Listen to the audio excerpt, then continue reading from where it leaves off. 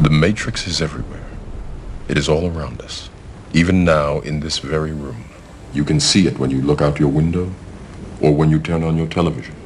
You can feel it when you go to work, when you go to church, when you pay your taxes. It is the world that has been pulled over your eyes to blind you from the truth. What truth?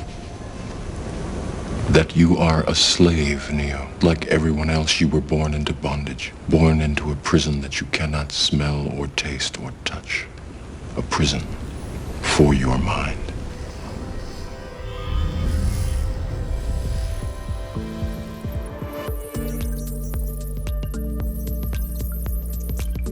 In the film The Matrix, humanity believes itself to exist within a real world, but it actually exists within a simulated reality, otherwise referred to as the Matrix, which was designed by intelligent, self-aware machines to keep mankind asleep while it uses their bodies for energy.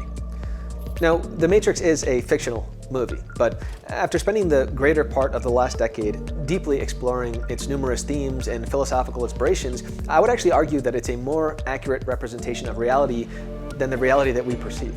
Because we live during a time where virtually everything that we perceive as real is merely an imitation of the real. And in this video, I'll show you step by step how we're not only already living in a simulation, but more importantly, I'll show you what we can do about it. So let's begin.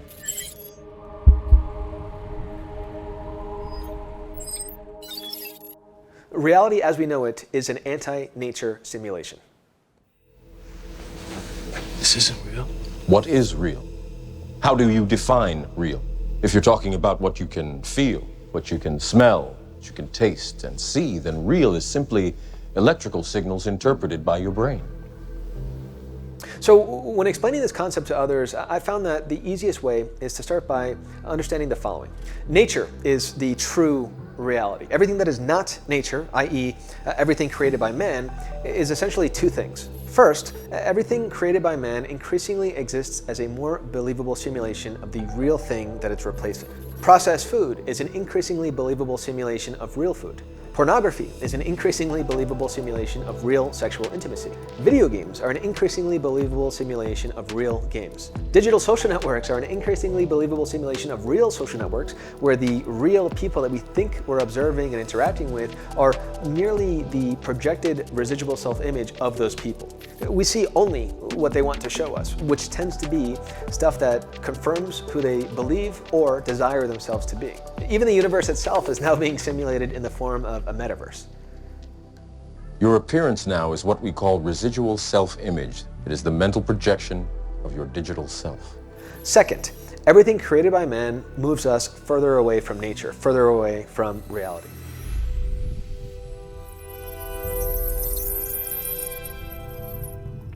Technology moves us further away from nature. I think this is pretty obvious, but what's less obvious is how removed we are from nature even when we believe ourselves to be in nature. When we're outside, our physical bodies are usually at least 3 layers removed from the actual ground, right? Those 3 layers being the pavement, our shoes, and then our socks. And when are we even really outside? Usually for brief moments as we move from one inside to another. To schools, where we learn about everything except how to know ourselves. To work, where we generally have to do something we don't want to do to be able to buy things we don't need to impress people we don't care about. To gyms, where we simulate running on human hamster wheels to burn off calories from foods we shouldn't have eaten to pursue the appearance of health, which is of course much more important than actual health itself. Or to where we live, which in my case is a moderately sized box 30 floors above the ground, still not quite high enough to escape the pollution and noise below, and where what little light that does enter does so through polarized glass. Nature is real, and everything else is a simulation. And as time goes on, reality as we know it is increasingly removed from nature and increasingly constituted by everything else.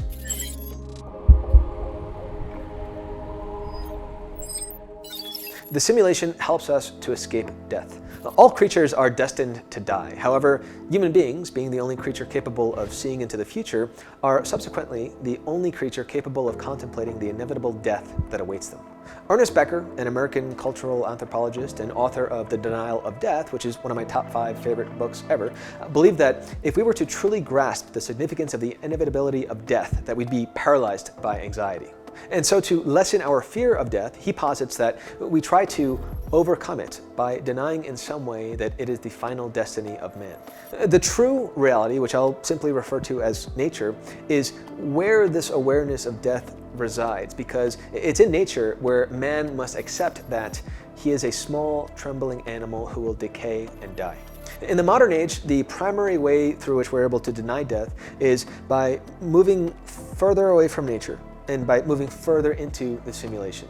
Let me try to explain all of this in a way that most of you will be able to relate to. You know that uncomfortable feelings we sometimes feel when it's nighttime or when we're all alone? Now, in a broad sense, we probably experience this feeling as generalized anxiety. And as soon as we feel it, we probably reach for our phone or look for some other way to distract ourselves from it. However, if we allow this feeling to go beyond that anxiety layer, we may begin to experience this feeling as the uncomfortable sensation that maybe we're behind in life, or perhaps that we're wasting our life altogether. So at this point, we'll almost certainly reach out for our phone or find some way to distract ourselves. But what would happen if we did the opposite? If instead of running from this feeling, we actually welcomed it into our consciousness with a warm smile and a glass of milk? What we'd come to realize is that this feeling, at its absolute root, is that which we most wish to deny, the knowledge that we are destined to die.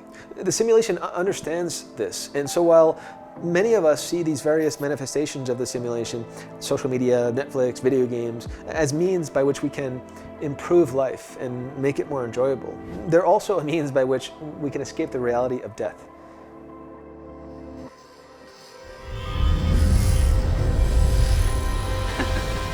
It is, of course, a way of all things. You see, there is only one constant, one universal. It is the only real truth. Causality. Action, reaction, cause and effect. Everything begins with choice. No, wrong. Choice is an illusion created between those with power and those without. And this is the nature of the universe.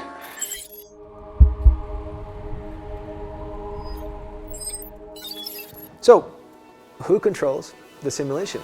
At a low level, it's the media, which generally exists to both reinforce and perpetuate both existing and evolving paradigms of the simulation. At mid-level, it's the government, which establishes and reinforces the explicit rules of the simulation. At a high level, it's companies and corporations who create everything that is not nature, i.e. the material substance of the simulation. And then at the highest level, it's an increasingly smaller group of individuals who exercise increasingly greater control over corporations, government, and media. Within the simulation, control is power, and to acquire more power at the highest levels is to perpetuate the simulation to the extent that for normal humans who don't have power, choice becomes an illusion because their future is already being decided for them.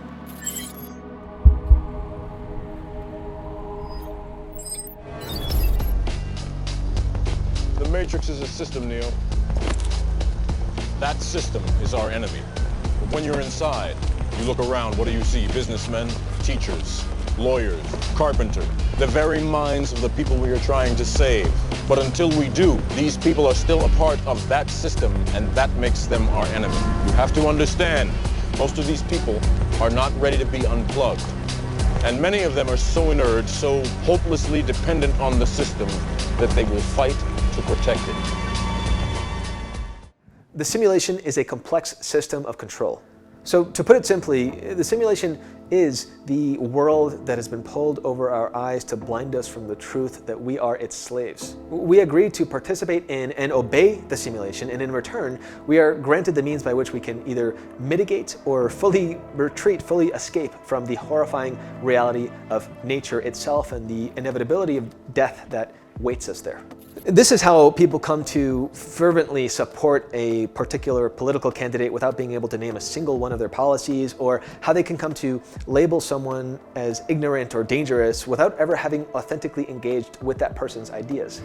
Nietzsche referred to this as herd mentality, which he defined as the tendency for people's behavior or beliefs to conform to those of the group to which they belong. The simulation is what creates these groups, and broadly speaking, this is how so many of us can come to feel tremendous confidence and authority in relation to something that we know absolutely nothing about.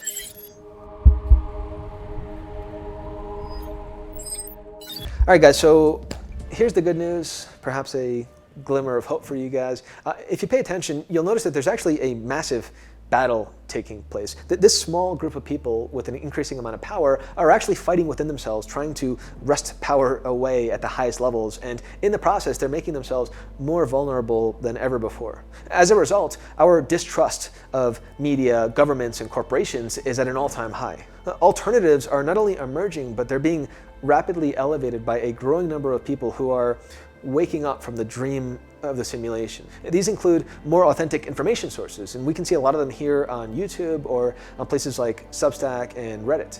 Individuals who speak to fundamental human truths are being elevated faster than the simulation can find ways to brand them as dangerous heretics. And blockchain technology is here. Initially, what we're seeing is the potential of a universal currency that could eventually replace the entire financial system of the simulation. But long-term, blockchain technology could eventually lead to viable, deregulated content platforms where we don't have to worry about being manipulated, censored, or exiled for ideas that run counter to the simulation or to the ideas that the simulation wishes to promote.